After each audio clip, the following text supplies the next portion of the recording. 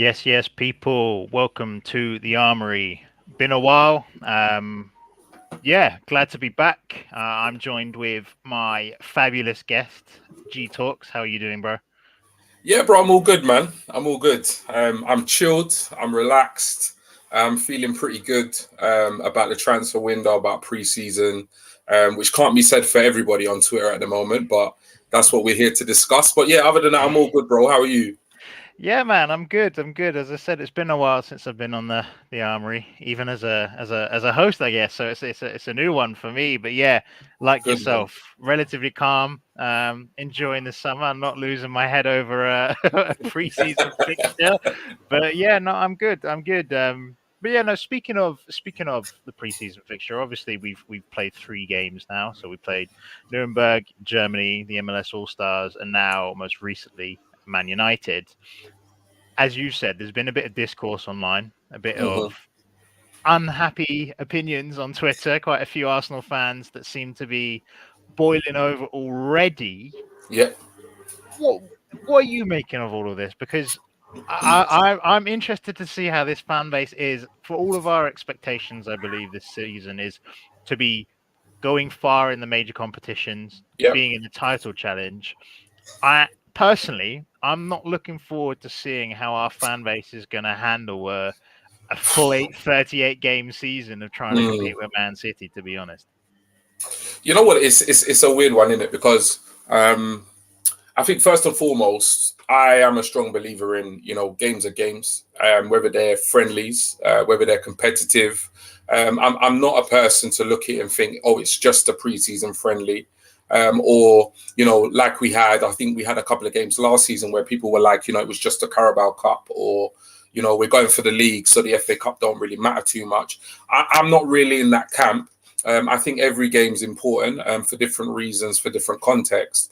At the same time, there is context to different games, and when you are in the midst of a title pushing season, you do have to look at how you potentially manage the squad or how you prioritize different competitions. We not all clubs will have the luxury of being able to field 2-3 teams, so there is always context. So I mean, in terms of preseason, I don't ever really deep it too much, and sometimes when fans tend to get a little bit, when they tend to overreact or get a bit overhyped about a particular performance or a result. I always like to take them back to the preseason of the Invincibles when we lost to Peterborough.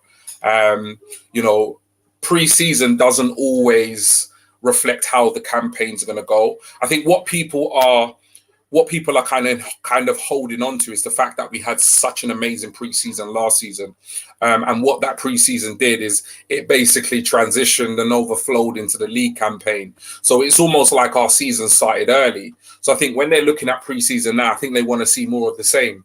They want to see more of the same of what we were doing last preseason, and the hope is that that transitions over to the beginning of the league campaign, and we go on to have a really good campaign in the league again. But yeah, I'm not really deep in it too much.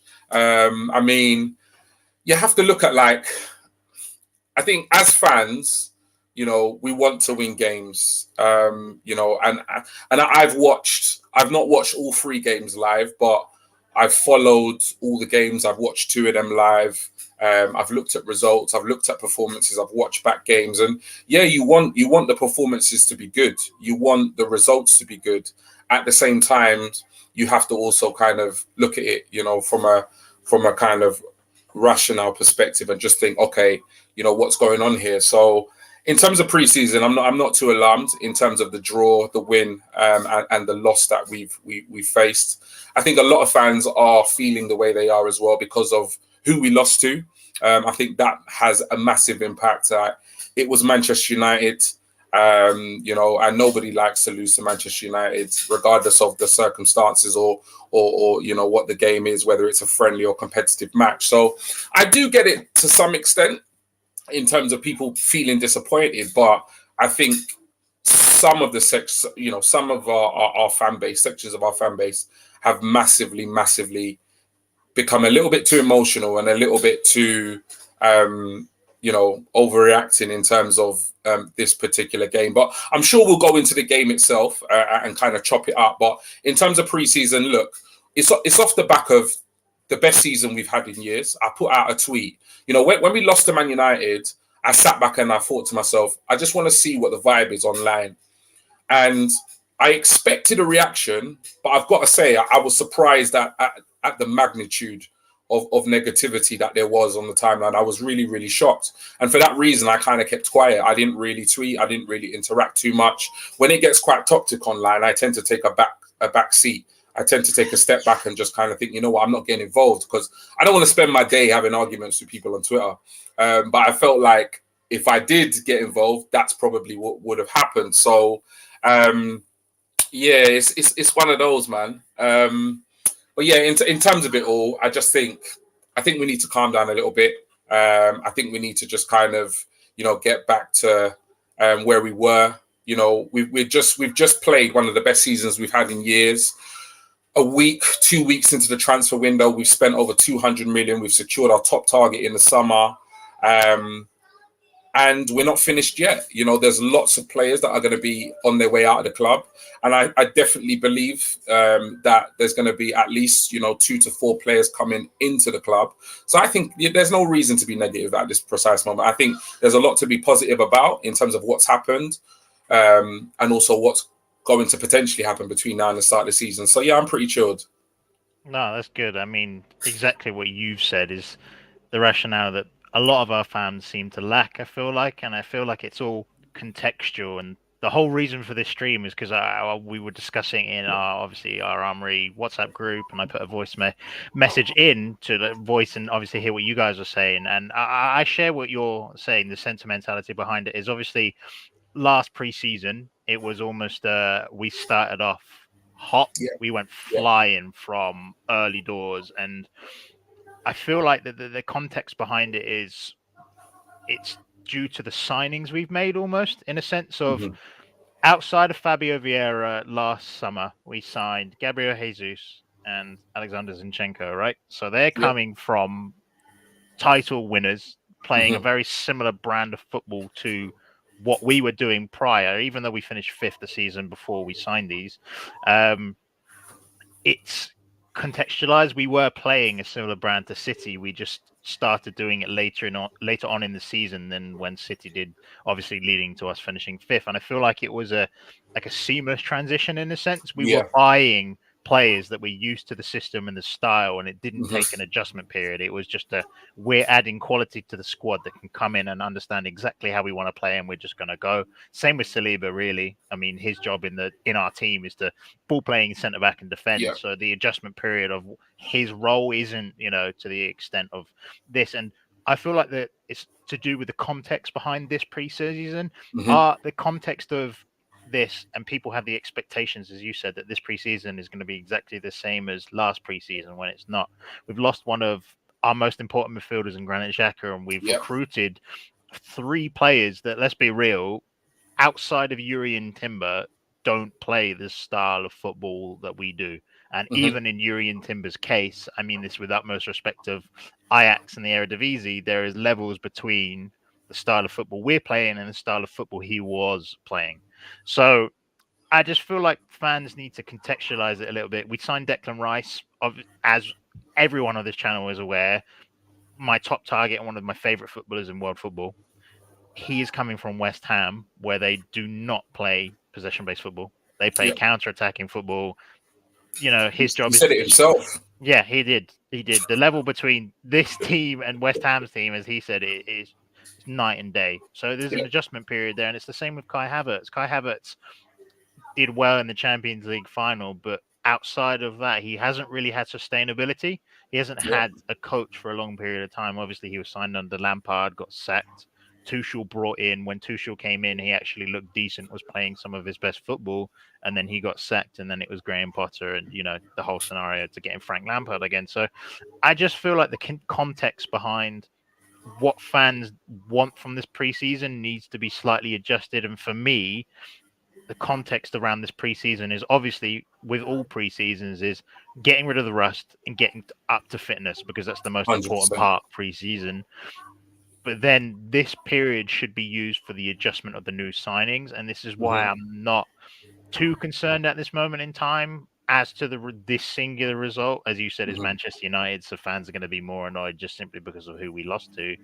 I just hope fans can look at this period of, would you rather it take preseason for these signings to adjust, or would you rather it be Nottingham Forest, Well, this United, is it. whoever the home fixtures we got early This on? is it, and that's what I was going to say. I was like, come whatever date it is, 3 p.m., 12 p.m., whatever kickoff it is, if we get a win against Nottingham Forest in the first Premier League game, nobody will even remember any of these preseason matches, and that's what I always try to remind myself. There's a famous saying that don't cry about, don't spend 5 minutes crying about something that ain't going to matter in 5 years, and it's true.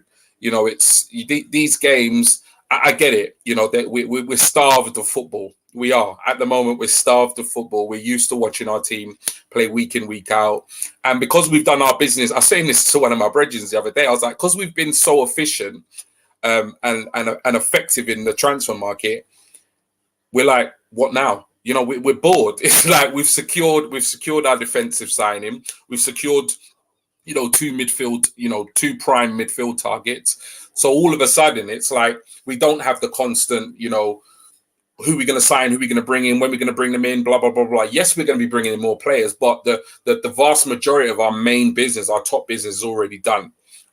So I do think that, like all fans, it's not just our club, it's like all clubs. I think people are a little bit bored. They're starved of football. We're starved of kind of transfer news, incoming and outcomings, mainly because we're on tour as well. The squad's out in America.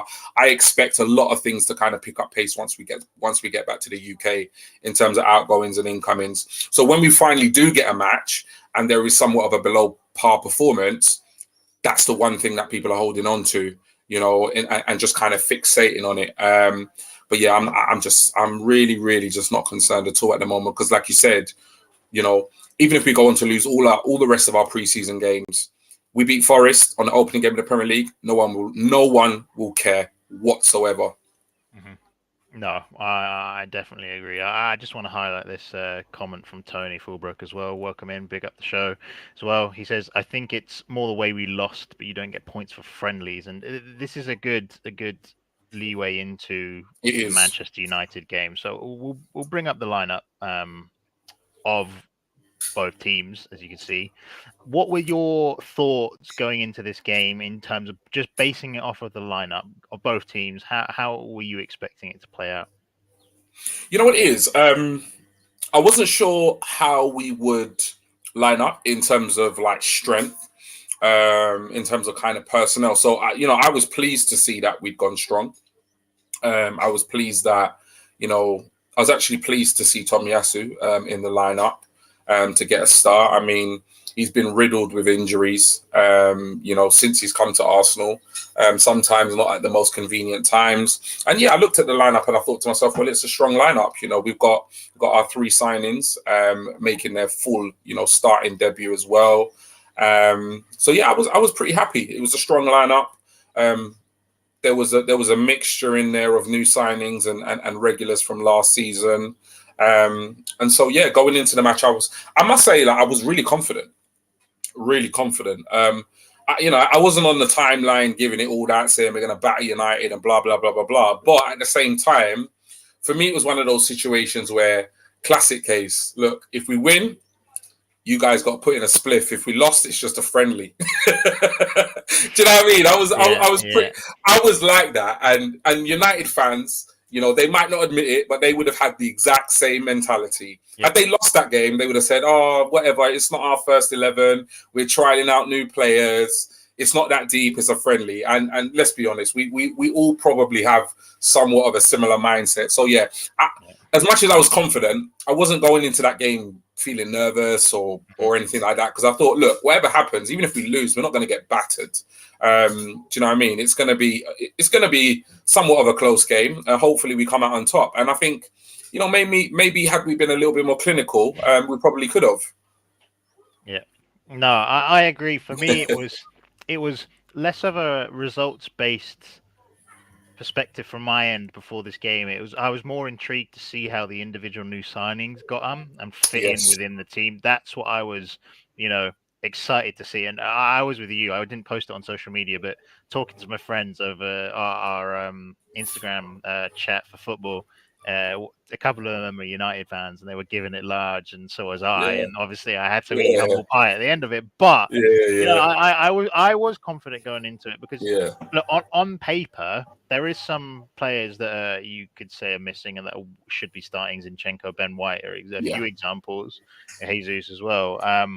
But based off of that team, I was quite excited to see how it performed because Mhm. based off of the starting 11 and on the bench, it was quite nice and refreshing to see that we weren't really lacking. It seemed Mhm. like there were quality options on There both ends was. of the starting 11 and The the bench bench, was strong. which is we saw it slightly at the back end of the season when we made the Mhm. January editions, but it was the first time where I felt, all right, we actually have a squad now. It's not just an 11. We have Yeah. 15, 16, 17 players that could come in and actually perform. What did you make of the game? What did you make of the new look midfield and just Mm. the match as a whole, really? You know what it is, yeah. The game itself. I'll be honest. For me, it was a very close competitive match. When I was watching the game, I was a little bit. I was quite impressed with United in terms of the way they played. But it was a very competitive match. One could say, from looking at it or watching it a couple of times, maybe Man United were a little bit more up for it than we were. Notably, some of the challenges that were going in on our players, particularly from Martinez, the butcher. I mean, that challenge on Saka was just disgusting. There wasn't even a place for that in a competitive match, let alone Yeah. a preseason friendly. Mhm. So for me, it was a competitive game. They seemed a little bit sharper, a little bit more up for it than we did, which is disappointing because you want your players to match what the opposition are bringing to the table. At the same time, it's a preseason friendly. It's about being out there. It's about getting minutes under your belt. And I think had we matched Man United's energy, then yeah, I think you probably would have seen a full-on brawl in a preseason friendly because that's the type of energy they were bringing to the table. I think in terms of the midfield, from the last couple of games I've seen, it's not quite clicking in terms of the three midfielders that we're playing. I mean, Odegaard's there, he's doing his thing. So I've been very impressed with him. And but again, he's been there. He's got games, he's got time under his belt. But I do think the criticism of Declan Rice and Kai Havertz has been absolutely crazy. And to be honest, a lot of it is forced. Yep. It's from the sections of our fans that are already coming with their agendas. It's the same fans that have agendas against Arteta. It's the same fans that have agenda against other players, etc. I think it's very forced. If you actually go back and watch the game and just specifically watch Declan Rice, he does nothing wrong. It's very tidy. He's strong in midfield. He's good in possession. He actually recovers defensively a couple of times really, really well for the team. And the same with Kai Havertz.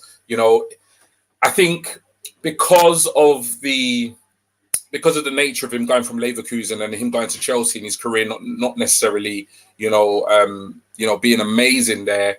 Any little thing that people can pick up on, they will. Just like, for example, I mean, the guy was getting smoke for a volley challenge, in a charitable event, and I just think to myself, like, what are we doing? So he hasn't come in and set the world alight, but then, like Arteta said, they've played 55 minutes together. So, do you know what I mean? It's crazy. So, I mean, in terms of the game itself, I was impressed with United in the way they approached the game, although I didn't like the way, they went in a little bit too hard, given it was a preseason friendly. I thought they had a little bit of an edge over us. So things like, if you were looking at like the duels across the pitch between players or the second ball, they were tending to win the second ball. But ultimately, that game was won, regardless of the fact that we weren't at our best. That game was won based on 2 defensive errors and the fact that we couldn't finish our dinner up top. Because if you take away, the error that Ramsdale and Gabriel made, And if you look at the chances we have at the other end, notably, I think Martinelli had a fantastic opportunity to put us ahead. And I think Eddie had, from what I can remember, at least two where he should have done a lot better. Probably should have scored both. I mean, if you look at that, when you take away the defensive errors, I mean, there wasn't a time when I was watching the game and I thought to myself, Man United were carving us open. Man United were playing very similar to what I've seen Man United play last season, in that, you know, on the counter, they are absolutely rapid. And they were very good with that. And they did kind of cut us open a couple of times. But yeah, for me, it was a competitive match as expected, but the game was won in both boxes, really. You know, defensively, we weren't at our best, given the two errors that were made. And offensively, had we finished our dinner, we probably would have won that game, even though we weren't at our best. And if you actually look back to the MLS All-Stars game, there were moments in that game where defensively we weren't necessarily at the races. They didn't take their chances. But what we did do well in the MLS All-Star game is we tucked almost everything away that we had the chance to tuck away. And so from my perspective, watching the MLS All-Star game, I wouldn't necessarily say it was a 5-0 scoreline. I think there were times when I think we were a little bit flattered by the 5-0 scoreline, but that's just my opinion.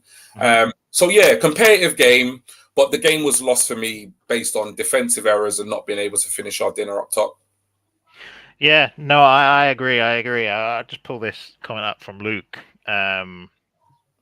He's worried about Arteta's comments on when he said it's going to take 55 games for them to get used to each other. I feel like this is more of an exaggeration of a comment that the fans are taking on to Arteta and taking it as reality in a sense. I don't feel like he meant it's going to take 55 games for them to become adjusted. And if it does, then I agree with Luke. It is a bit worrying, considering 55 games is, you know. Well, you got to think of it like this, though, James. Yeah, it's like, obviously he's brought in Kai Havertz. And we know what we do know about Kai Havertz is that he does have the versatility to play in many positions. And, you know, there were a couple of criticisms of Arteta last season, and I was critical of him. One thing I was critical of, and many of us were, was that, you know, he continually played the same 11 every single game. When there were times that we felt like he could rotate more. And the other criticism was that we only had one way of playing. So, I mean, it's pre-season. So this is the time for him to shuffle the pack. This is the time for him to actually see all the different players playing in all the different type of systems that, you know, he wants. And, you know, if we are going to play in a different way, this is the time to kind of trial that. So that's why I think that the criticism for me is unfair on him and the players, because it's like last season we criticized him for certain things, and I can see that he's trying out new things. You know, he's trying new things on the you know, in training. He's trying new things in the game, and because we're not winning the games, it's like we're coming down heavily on him. And it's like, but these games are not competitive. Like I would be gobsmacked if, say, we start the season and we play Havertz in the number 8 position, 2-3 games in, things are not going well. I would be absolutely astounded if he sticks with that for another 50, 52, 53 games. We've got the players in the squad that, for me, if the whole experiment of Kai Havertz playing in the number 8 left centre midfield position doesn't work, you simply just stick Partey in 6, Declan Rice in the 8, and Odegaard in the 10, and you've more or less got a like for what you had last season with Xhaka playing in that role. Because for me, I don't see Xhaka being a better defensive player than Declan Rice. And I think Declan Rice, if anything, is both stronger than Xhaka defensively and potentially even offensively. So I think this is the time to try things. This is the time to see how, you know, Timber does in the right back position, because guess what? We know what Ben White can do. Do you understand? This is the time to try out Kivior, you know, or Tomiyasu, because we know what Zinchenko can do. So I'm not reading too much into it. If we go into the league campaign and for whatever reason it doesn't work, he will just revert back to what he knows. And that's Partey in the 6, Declan in the 8, Odegaard in the 10. Happy days. Yeah. And with that lineup, we're going to beat 9 out of 10 teams in the Premier League every single time. But now is the time to try things out, man. No, I agree, and I feel like that I'll touch on your points on a second, but I feel like what you've said goes on to the question Lucas said about us lacking physicality now that Granit Xhaka has left, and I don't believe so. To be honest, I feel like the physicality that Granit Xhaka brought, we've replaced in Declan Rice, and maybe and some with him, because I feel like if we're basing it off of just physical stature, I'm saying Declan Rice. Maybe it's just how he looks and appears on the pitch. He looks larger than life in terms of his actual size, because he's 6'1", 6'2", but he looks like he could be 6'4", 6'5". He looks like he could be the biggest player on the pitch.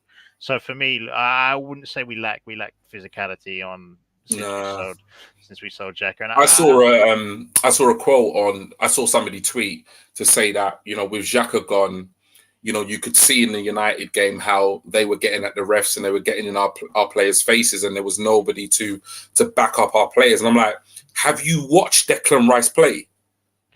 Yep. Like, bro, like just go back and watch his altercation with Eddie. Like he weren't having it.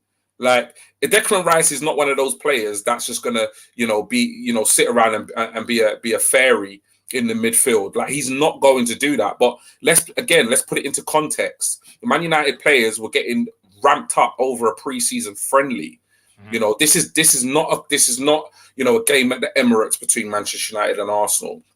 And I have absolute faith that, we've got the right characters. We've seen it with the likes of Saliba, the likes of Gabriel, the likes of Ramsdale. You throw in Declan Rice. We've seen what Jesus is like. These players, they can hold their own. They've got the right mentality. So, yeah, stuff like that on the timeline, I was just gobsmacked. I was like, nah, man, if you've watched Declan Rice play for West Ham or England, he can hold his own, and some. So I have no concerns. Definitely. I'll get into some of these comments because they are piling up, and I've been trying to add them too. But big up King Football Show. Thank you very much for tuning in, my guy. Big up Brenny as well. Good to see you in the show. King has said, I'm not worried about the game. This is why we have preseason, to get new players in the system into the team and get fitness levels up. That's exactly what me and G have said.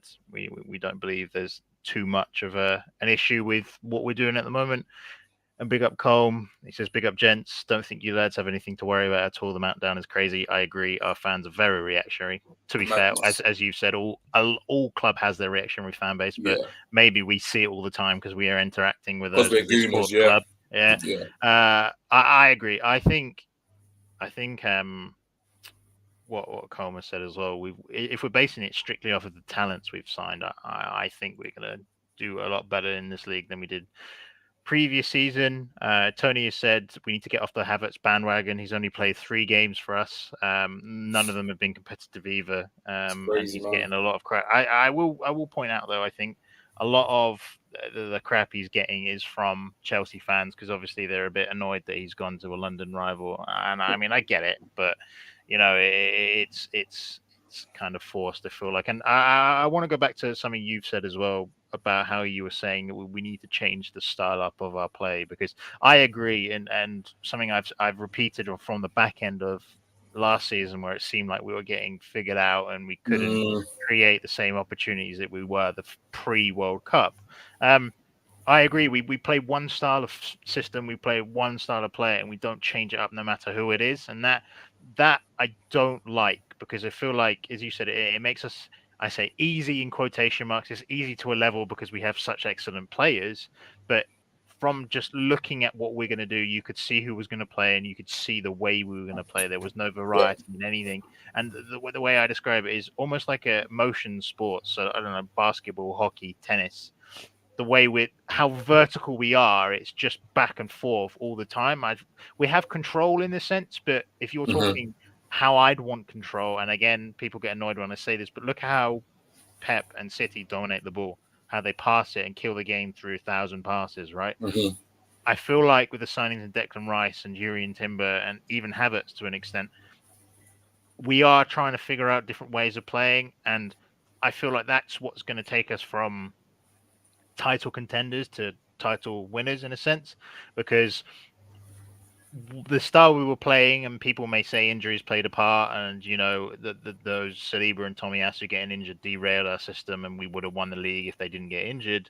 I'm not of that mindset because we didn't win the league, and I don't feel like injuries play a part, but it's not for my overall as an excuse of why we didn't win the league. I feel like the system we were playing had a ceiling, and we saw the ceiling last season, and which is why Arteta is trying to adjust things and create different styles of play, because we may still play the way we played last season for a majority of games, because if it works, right? Yeah. But there is occasions when you're going to need to switch it up and be more defensive. I don't know, when you go to the Etihad, when you go to Old Trafford, when you go to Anfield, right? You can't be as vertical as we were. Thomas Partey is a great player, but his first instance is get the ball and ping it to Saka or ping it to Jesus, just straightforward. There's no, slow it down a little bit, right? So that's where I'm at with this. To wrap up, I guess the Man United and the new signings we're trying new things, and I think the benefit long term you'll see it, and it's maybe a short term problem that we can't as fans accept patience. And I know we've been patient, and people hate when I say have patience, trust the process. You know what I mean? Like the buzzword, they get annoyed, right? But it just the fact that things take time, especially in football. Like you saw the talent that Haaland was and is. How long it took for City to adjust from him coming in to when they were time, bro. right?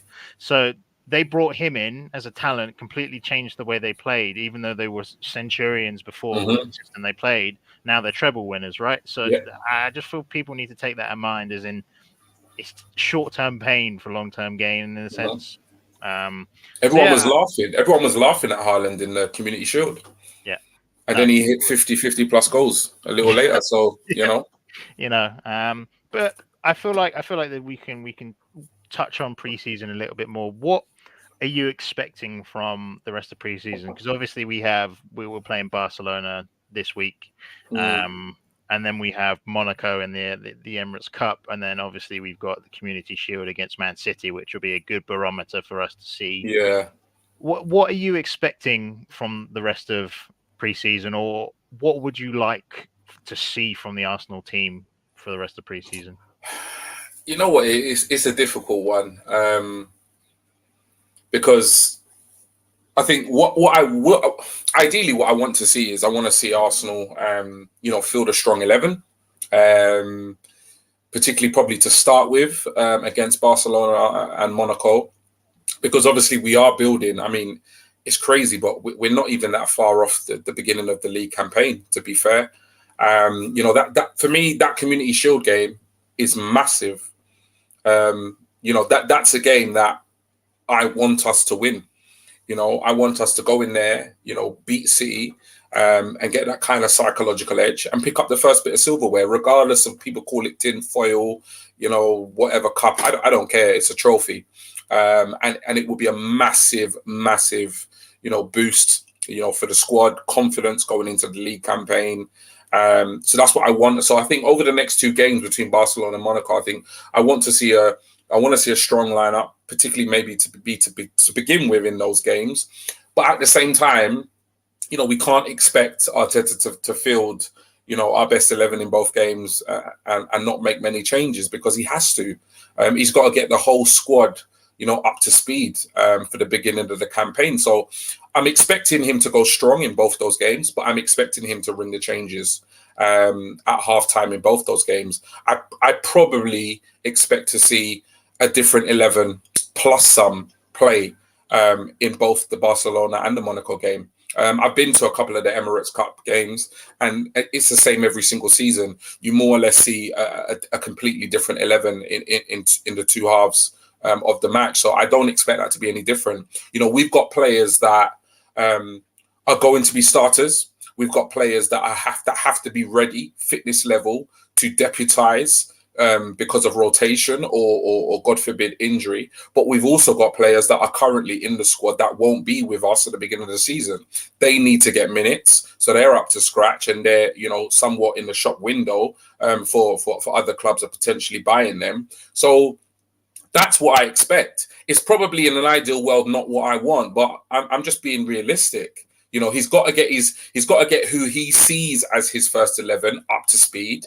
He's got to get the players that he considers to be somewhat of his, the ones that competing for the first 11, in and around with a chance of playing in that Community Shield or against Nottingham Forest. That 11 have to be up to speed. And then, there are players in and around the squad who's maybe he's not even decided yet what their future is. We're looking at tabloids and news outlets saying, Balogun's gone. Well, we don't know that. We don't know that Balogun's gone. It could well be that he's still looking at him. He still hasn't made a decision. So that's what I'm expecting to see. I'm expecting him to go strong in both those games, but I'm expecting him to ring the changes because it's not an 11-man squad. It's a 29-man squad we've got on tour, and they've all got to be up to speed for the beginning of the season for many different reasons. No, I agree. I share the same sentimentality that you've said. Is in I want us to, I'm expecting next game for us to look more cohesive. I don't want, obviously it was a tight competitive game, and I feel like, how we play football and how United play football is different. The pitch, I don't want to make excuses for it, but it weren't great. It weren't great, especially when how we play our football. Listen, bro, I watch. Obviously, I didn't watch it live because I had work the next day. But I put the game on. I watched the highlights, or whatever it was. And my missus was like, and I mean, she's not a massive fan of like watching football. She was like, "What kind of pitch is that?" Yeah. Do you know what I mean? So I know. Do you know what I mean? I'm not one to like you make excuses, but yeah, the surface wasn't great. Not for football inside. No, and for me, as you said, I want us to now start to lean towards what we can expect, at least in early season, what the starting 11 will be. Even if it is Rice, Havertz, and Odegaard, fair enough. Play them, get them minutes, get them used to it. Because last game they barely passed to each other at all. There was I think the passing was, Rice passed to Havertz like 4 times, Rice passed to Havertz, Odegaard like 2 or 3, vice versa. You're talking barely any passes in the midfield combination. So if that's the plan, I want to stick with that, and don't buckle under the pressure. Stick it out. And if worse comes to worse, as you said, we can plug and play, put Partey in and put Rice back in. But I'll bring up this comment. You touched on it briefly. But Tony has asked, what do you think of the Balogun situation? Because obviously the Athletic has reported, and as King has pointed out, that he's doing individual training like Zinchenko. We don't know if it's, injury related. I don't think it is, because he was on the bench for us ready to play against United. Obviously, he didn't come on. I feel like this could segue into another topic that I'd like to talk about, is the squad dynamics as a whole, and what you feel like we need to be doing, or what you'd like to see us do from now until the end of the window. You know what? It's a difficult one, because with the Balogun situation, it's like I've toed and froed with the Balogun and Eddie discussion, so many different times that I feel like somewhat of a flip-flop, because my mind has not really been certain one way or the other. There was a time when I just thought, get rid of him, because I think it's a difficult one. I think with Balogun, I read some of the quotes that he said in his interview. I think it was for CBS, and I wasn't pleased. I wasn't pleased whatsoever. And I even put up a tweet, because I think one of the quotes was whatever happens, I'm cool with it. And when I read it, I really didn't like the sound of it. And I actually put up a tweet saying, well, look, listen, if we can get £40 million from whoever, I'm cool with it. I just didn't like the way it came across. But then I had a conversation with one of my friends in one of the Twitter group chats, Dubs, and he said to me, watch the interview. He said, you might feel differently when you actually hear him speak in his interview. And I did watch the interview, and I did. I don't think it came across half, not even half, nowhere near as bad as what it looked like, when you take the quote completely out of context. When you actually listen to the interview and hear him speak, he didn't say anything unprofessional. You know, and he seemed like he was happy to be back and he's happy to train, etc., etc. So I do think the media play a massive part. And I was actually quite annoyed with myself that I'd actually reacted to just simply a quote or a headline. I think the media play a massive role in kind of, you know, well, manipulating our way of thinking and potentially looking at a scenario. But in terms of him training alone, yeah, I mean, it's easy to assume that it's transfer related because we know he's been linked with, you know, other teams. I think there are Brighton, I think Palace and Brentford, I think particularly interested in him, or West Ham, I think also. He's got a lot of interest from Serie A. I'm really surprised that PSG haven't come in for him, given the amount of goals he scored for that French side. And then given the fact that they're going to lose Mbappe one way or another. And even if they don't lose Mbappe, they're going to have an unhappy Mbappe on their books. So I'm really surprised they haven't come in with him, because if you've got a player that's already proven he can score that amount of goals in the French league, but then you put him in your squad with a way better quality behind him and service, then surely that's just a, you know, a match made in heaven. So, but it's a tough one in terms of like, do I want him to leave? Do I want him to stay? I think he's good. I think he has a higher ceiling than Eddie Nketiah. I think we've seen the best of Eddie. And some people will say that's quite controversial. And I actually made a statement the other day to my friend in that I don't believe we will win a Premier League whilst Jesus and Eddie Nketiah are our centre forward options. And the reason why some people, you know, said, wow, I can't believe you're saying that, is that's quite, you know, it's like a clickbait thing to say. Well, I didn't say it on the timeline. I'm not saying it for attention. I think what Jesus does is brilliant. He's versatile. You know, he's got all the qualities. And what he does is he provides, you know, when we say like we play our football in one way, in a one style of way, what I love about Jesus is that he creates chaos. He is the one player for me. Martinelli is a little bit like that as well, but Jesus is the one player that if we're playing against a deep block or a team that's sitting behind the ball, he can do something. You know, he can drop a shoulder, he can go past a man, he can get a penalty. You know, he can do something different. He can ping it from outside the box and score, you know, top bins. He's got that about him where he can do something different that could create a moment or create a goal or score a goal from absolutely nothing. We've seen it many times with him. I think he is one of the players in our front, our offensive players that, you know, isn't so one-dimensional. He's something a little bit different about him. And for me, when I say I don't think we'll win a Premier League with those two up top, that's not to say we won't. We may well go on to do it now. Now I've said it, but that's just my opinion. But I think we need somebody else to complement Jesus. So that's not me. When I say that statement, I'm not saying I want Jesus gone. I want Jesus to stay.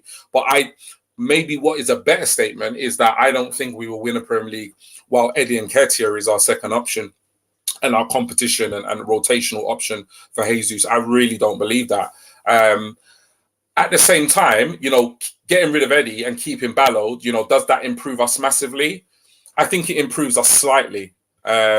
But I think given the opportunities Eddie's had, I would be, if it was my decision, I would look for a buyer for Eddie in this transfer window. And if I didn't want to go out and fork out the money on a centre forward that we know it's going to cost, let's be real, in terms of the centre forward market, then I would be willing to use Ballo as our second option, as our competition rotation for Jesus this season and give him this season. Now, the risk with that is we know his contract situation. He will have only a year left come next summer. If he bangs and we've not committed him down, we're in a bit of a sticky situation. So there is a lot to play with. There is a lot to play. But in terms of my opinion, I'm going to try and not read too much into the headlines with the Balogun situation, because I think a lot of it at the moment is media driven. None of it's coming from Arteta and none of it's coming from the player. It's all coming from what's being reported in the press. So I'm going to not react how I initially did. I'm going to just take a back seat and just see how it plays out. But if it was up to me, I would be looking to get rid of Eddie and keep Ballo for the season and even commit him.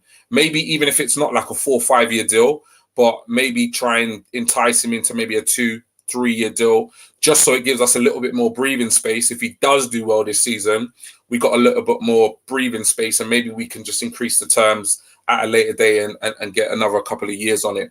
But that's what I would do with the striker situation. Yeah, I mean, I agree that I feel like Balogun's the better player. I feel like Balogun does have a higher ceiling, but then that plays into my thinking of what's the right thing to do with Balogun right now. Eddie comes across as a content squad player, and people are going to be saying you don't want people that are content as squad players. But if we're talking based off of backup strikers or competition strikers in the Premier League, I'd say there's only one better second striker in the Premier League, and that's Julian Alvarez for City. Outside of a second striker, I don't feel like there's a better option than Eddie outside of City, if we're being real. So I'm of the opinion that I don't judge him on media stuff. I solely judge him off of the type of player he is. And I feel like he does have a high ceiling, but I feel like he's too close to Jesus, and we're not going to give Balogun the promise that he's going to be the number one because we signed Jesus, and Jesus is better than Balogun, and Balogun wants to be the number one. So I feel like it's ultimately going to rear its head as we think you're talented and we like you. Obviously, you've come from our academy. We want you to stay, but we can't give you the guarantees that you want, and you want the guarantees. So it's forcing our hand into you being sold. But there's a way you can do it that will be smart, i.e. how Chelsea did it with Tammy. They sold Tammy to Roma for, I think it was like 35, 40 million quid, but they have a buyback as 65, for example, right? So that there's ways that you can do the deal that protects you in the long term, but also provides you with value in the short term. How we're trying to sell Patino, but the must is we have a buyback clause or we have a first refusal, right? So that's what we've got to do, because Balogun is quite clearly talented. We can all see it. You don't have a ceiling like that in Liga for it to just to not happen the next season, So I ultimately see him being sold, and I ultimately seeing him go to Serie A or Inter Milan. That's where I see him going.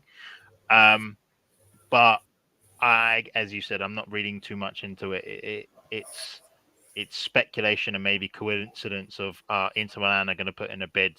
Balogun's training alone. He didn't play. I just feel like we're putting 2 and 5 together and getting. Yeah, we are. We are. As a fan base in general. So that's where I see the Balogun situation. For the rest of the summer, obviously, we're going to be getting rid of quite a lot of players. We don't need to go into the sales because the sales will happen, and I'm conscious of how long we've been streaming for. In terms of, you said 2 to 4 players that you think we could be bringing in, position-wise, where do you think the priority for the rest of the summer should be? I think right now the priority has to be right wing. It has to be. I look at the defense and I just think to myself, okay, what more can we do there? Other than letting Holding go, what more can we do? I mean, we've got in the shape of Tomiyasu, Ben White, and Timber. Here's the question I want to propose to you, right? Because this is something I feel like there's room for one more player in defense, but obviously it's related to Rob Holding, Cedric, and Kieran Tierney going out. So for me, I think we could do with another central centre back, in the sense of Ben White can do it and deputise, but if we're talking about how we played all of last season, Zinchenko inverts, Gabriel goes to the left back area. Ben White was obviously playing as a right back, so he's in that right back vicinity. In terms of a central defender, we have William Saliba. Outside of that, I don't see anyone being able to do what he does in a defensive perspective. So do you think there's scope for that, or I do think there's scope for that, and quite clearly we're in the market for a centre back. Regardless of what my opinion is or what other fans' opinion is, we're still being linked with centre backs. I've forgotten the geezer's name. He plays for Sporting. Is it Diamande? Yeah, it is. Yeah, Diamande. We've been linked with him. We're still being linked with him. I mean, there are links with other centre backs in and around world football. So quite clearly, Arteta is not satisfied with the defence. And I do think there is scope for that, particularly the way we play in terms of our inverted right back, left back. There is space for another centre back. And let's face it, even if you look at what we did last season, we haven't necessarily bought a centre back, but by all accounts, we're letting Holding go. But then look how many games Holding played last season. So, letting Holding go and bringing nobody in, potentially we are kind of leaving ourselves short, potentially, because we the fitness record of Tomiyasu, Tierney and Zinchenko collectively is not amazing. Nope.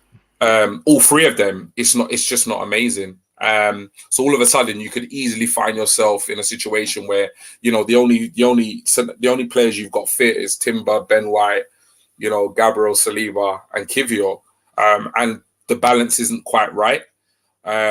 So I do definitely feel like there is scope for that in terms of the defense. At the same time, if we went into the season with the defense as it is, I wouldn't be too alarmed. I think we could cope, even if we had the injuries that I spoke about. I think we could cope until January with the personnel that we've got. I look at the midfield. We're going to have to let go of some of the midfielders. So, for example, I say Lokonga's going to go. I think that's a dead cert that he's going to go. El Nene, I don't even see him featuring. You might see him in the early stages of the Carabao Cup, but other than that, I don't think he's going to make any of the match day squads, which is why I'm not too fussed whether he stays or goes. I think there's more at play in terms of his rehabilitation, his coaching badges and stuff like that. I don't really see him as a focal point of the squad. Character-wise, experience-wise, he's probably a good guy to kind of have in and around the squad, but he's not going to be in the matchday squads. He's just not. We've got Jorginho, we've got Partey, we've got Rice, we've got Kai Havertz, Vieira, Iasa, Odegaard. We've got options. I think if we see Lokonga go, maybe we might see another midfielder in. But for me, it was always about Partey. If Partey was going to go, that was the big thing, And I know it's not certain that Partey starts the season with us, but I, for one, hope he does. I think I see a lot of gooners talking about, selling Partey and bringing in Lavia, but Lavia's not at Partey's level as of now. It's not to say Lavia won't get to that level, but as of now, you're letting Partey go, 29, 30-year-old international player, vast experience on his day, arguably the best defensive midfielder in the league. I think that's a big risk to let Partey go and bring in a Lavia type player, particularly when we're not even, massively, committed to how we're going to be using Declan Rice and Kai Havertz and so forth. I know we've got Jorginho as well who can step in, but yeah, me for one, I want Partey to stay at least for one more season, and maybe that's something we could, kind of prioritize next year. So for me, in terms of the priority, it's got to be right wing. I think what we have in Saka is an absolute baller, star boy, generational talent. I think we're so fortunate that this guy hardly ever gets injured. But what does happen is he does suffer from probably exhaustion come the end of the season. He gets heavy legs, he gets tired, and we don't have a player that we can bring in on a consistent basis that we can either, not just when he's injured, but just rotate. If we've got him playing, against Forest on a Saturday, and then we've got AC Milan midweek, in the Champions League, we shouldn't be in a position where we're forced to have to play him in both those games and then again at the weekend. Whereas we have Nelson. In patches, he was great last season. He's already injured, and he hasn't taken part in any of the preseason already. So, how long is he going to be up to speed? And I've always said, for me, Reece Nelson, he's always going to be a squad player for me. So we're going to have our two left options, our two right options, and then we're going to have him waiting in the wings, and like a squad filler. Same with Holding. Holding was always going to, for me, ever be a squad filler. It's not going to be anything more than that. So for me, the right wing situation is the priority. We need to get somebody in that when Saka is injured or when he needs a rest or when we want to rotate him, now we're in the Champions League, we can. And the drop-off is not what it is at the moment. I do still think centre-forward situation is a priority, but I think out of everything in the entire squad, the right wing for me is the priority. Okay, I see it. See, for me, it's long term. I think the answer to all of our issues is where does Kai Havertz play? I feel like right for me Hmm. in terms of priority this summer. So if he is the left centre mid, that's fine. We can stay there. And my priority would be a striker because I feel like the only reason I say that is I feel like Hmm. Jesus can cover right wing to the standard we need it to be covered to. Obviously, we have Hmm. Eddie and Balogun for now at least. So I feel like the next jump in our squad is the striker position, and that's I don't see it being addressed this summer. No. But if we were to buy one more player for me, and we had a budget, I don't know, £70 million plus for one position left of this window, for me the priority would be the striker because I feel like, as you said, if I had the choice of if it was me making this decision, I'd sell Balogun and I'd sell Eddie. I'd sell both of them, and then I'd go and Mm. get a Vlahovic, obviously, or an Aussie man, or an Mm. Evan Who, Ferguson. who would be your first? Who would be your top three for striker options? Those three. So in an order from one Mm. to three, it's Evan Ferguson, Aussie man, Vlahovic, who I Yeah. feel like is relatively achievable this summer. Is But the Vlahovic. thing is, you make a valid point, and you know what? It's something I've said before. I don't think we've used Jesus enough out wide. I don't think we have. And you make a very valid point because we even saw, we know Kai Havertz can do a job there. We know that we've seen Trossard play there at some part last season. I've seen Vieira there. I don't like Vieira there personally, but I mean, obviously he's a versatile player. He can fill a gap there. But I think we've seen Eddie can play out left, etc., etc. I think you make a very valid point in that if you look at the versatility of the players we've got in our squad, if we were to cash in on Eddie Balogun, and you've got the likes of Tavares that's on their way out, Holding's on his way out, Lokonga's on his way out. That's well over 100 mil. Mm-hmm. Yep. Well over 100 mil. So what is actually stopping us to go? I agree with you in that I don't think they will address the centre forward issue this summer. I think that will be our all out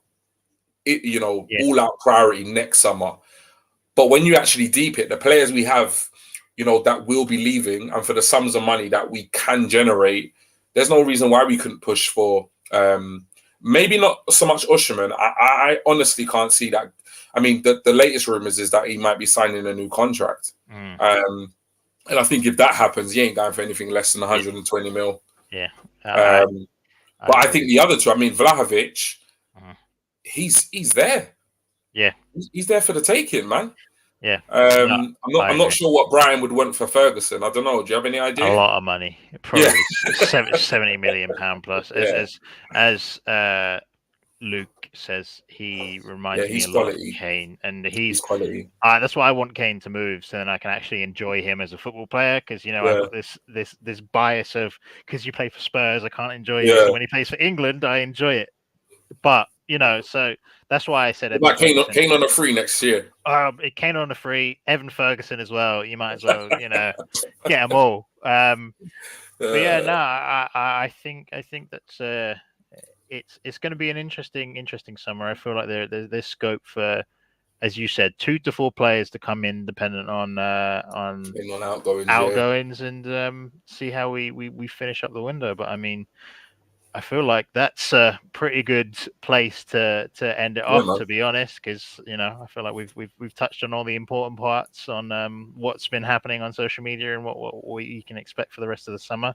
Where can they find you and what socials are you on? Cheers, bro. Always a pleasure doing stream with you, man. First of all, thank everybody who tuned in. Lunchtime, on a Tuesday is not always the most convenient time for everybody. So thank you for coming in and dropping your comments in the chat and that. Anybody who hasn't liked the stream, please do. If for whatever reason you've not subscribed to the channel, please do that as well. But yeah, you can find me on Twitter. GTalks, it's on the screen. GTalks at GTalks Arsenal. I'm pretty active on there, as people like to remind me a lot of the time. So yeah, just hit me up on there. Drop me a follow. If I'm not following you back, drop me a DM. And then we can just interact, and obviously on the Armoury, which is where I am now. But yeah, all good. Have a great day, people. No, thanks very much, G. I appreciate it. As you said, always fun streaming. I can't when I am free from work. I do try and stream, so I need to be more active.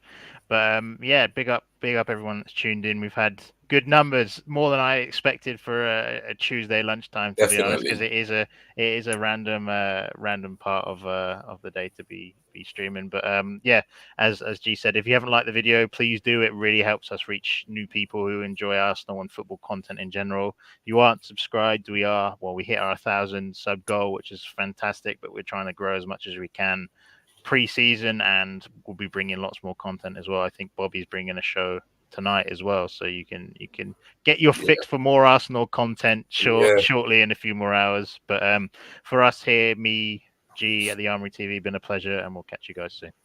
Peace. Easy, man.